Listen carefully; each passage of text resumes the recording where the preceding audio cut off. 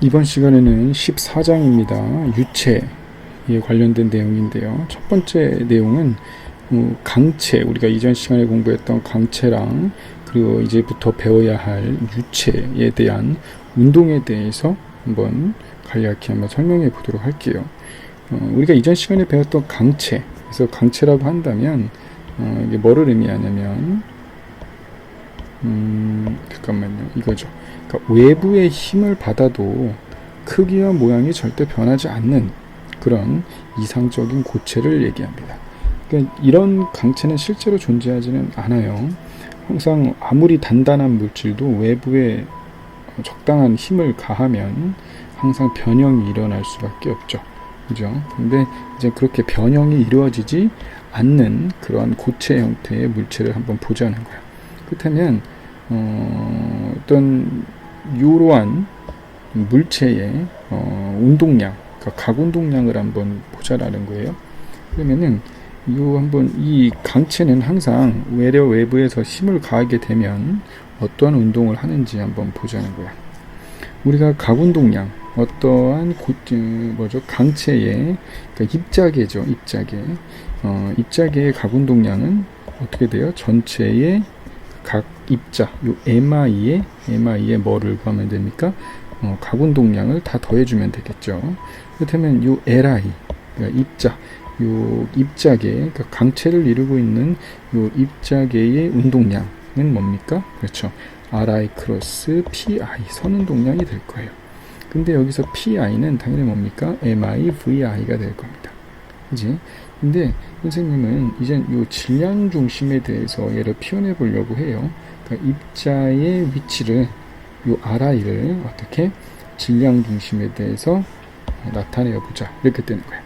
그러면 요거는 어떻게 쪼개질 수 있냐면 RI랑 VI죠. RI 그리고 VI를, 요 입자계의 속도를 질량 중심과 질량 중심에서 바라본 요 MI의 위치 벡터랑 속도 벡터로 표현하게 되면 이렇게 되겠죠. 요게 RI가 될 거고요. 색을 좀 바꿔볼게요. 요게 바로 RI가 될 거고, 요게 VI가 될 거예요. 그렇죠? 그렇게 되면 얘를 이제 뭐를 해주면 되냐면 요거를 해주면 돼요. 분배 법칙을 이용하면 되잖아, 그지? 얘. 그래서 4개로 쪼갤 수 있어요. 이렇게 쪼갤 수 있죠. 그죠? 그러면 일단 첫 번째 얘가 상수 벡터고 얘도 상수 벡터니까 얘는 이렇게 쪼개질 수 있고, 두 번째 거는 그렇죠. 얘가 상수 벡터니까 얘가 밖으로 빠져나와서 크로스 프로덕트의 시그마의 MI, VI 바 이렇게 될 거고요.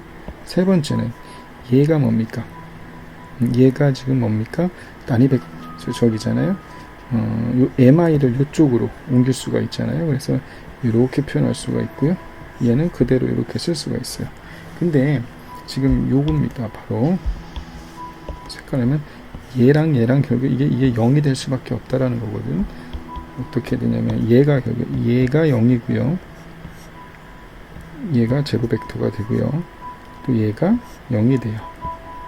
여기가. 그래서 왜 그러냐면 첫 번째 MI, VI 반은 MI의 VI 빼기 VCM이잖아요.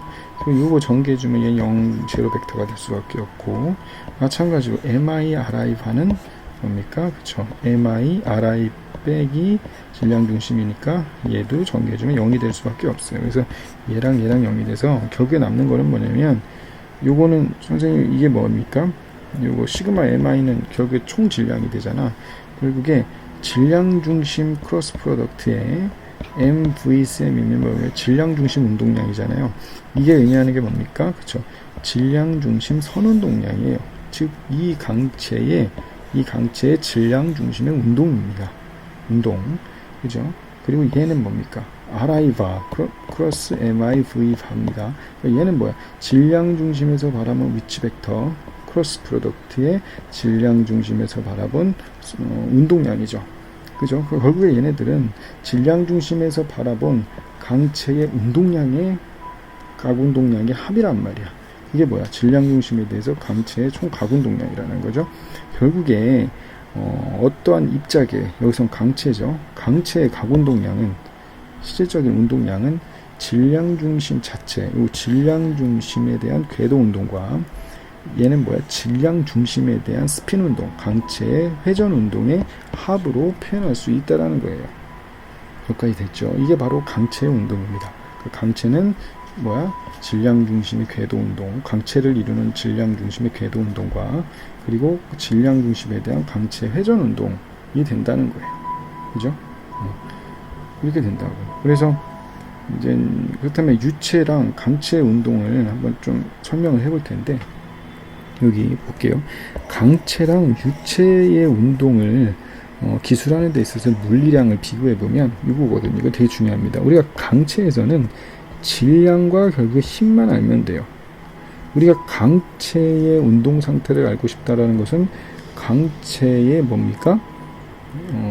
뉴턴 운동 법칙을 적용을 해서 그 가속도죠. 질량과 힘을 알게 되면 우리는 가속도를 알 수 있고, 그 강체의 가속도를 알면 적분을 해서 속도, 그리고 그것을 또 적분하면 위치를 알 수가 있더라는 거예요. 여기까지 됐죠.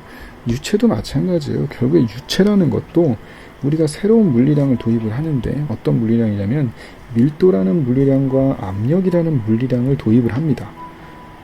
도입을 해서 똑같이 이 유체도 뭐를 적용한다? 결국에 밀도와 압력이라는 어떤 거를 도입을 해서 결국에 뭐를 적용한다는 거야? 뉴턴의 운동 법칙이거든요. 뉴턴의 운동 법칙. 뉴턴의 운동 법칙을 적용해서 뭐를 알고 싶다는 거야? 뭐 속도, 뭐 위치, 이런 것을 알고 싶은 거예요. 근데 단 왜 하필 그렇다면 밀도, 압력을 가져오느냐, 이제 그 얘기를 할 건데요. 잠깐 다시 가보면 우리가 강체라는 데에서는 어느 위치에서든 우리가 힘을 작용을 하게 되면, 강체는 외력을 작용하게 되면 절대로 뭡니까? 부피의 모양이라던가 부피의 변화가 없기 때문에 얘가 작용하면 이 강체를 이루고 있는 모든 질점들이라고 볼게요. 그 질점들의 가속도가 일정하단 말이야. 그죠? 가속도가. 그지? 그래서 이 F에 대해서 그냥 어느 한 지점에서는 힘을 작용하면 그것에 대한 운동 상태가 바로 결정이 돼요. 그래서 질량 중심에 대한 궤도 운동과 질량 중심에 대한 강체 회전 운동으로 확실히 결정이 돼. 그런데 이 유체가 문제란 말이야. 유체는 내가 만약에 강체처럼 어느 한 군데에만 힘을 작용하면 우리가 예를 들면 여기에 힘을 작용했다고 보면 요 점에 이루고 있는 이 유체를 이루고 있는 뭐죠? 질점. 그거에만 영향이 가요. 다른 데에는 어떠한 운동 상태도 알 수가 없어요. 그래서 우리가 이 유체의 운동 상태를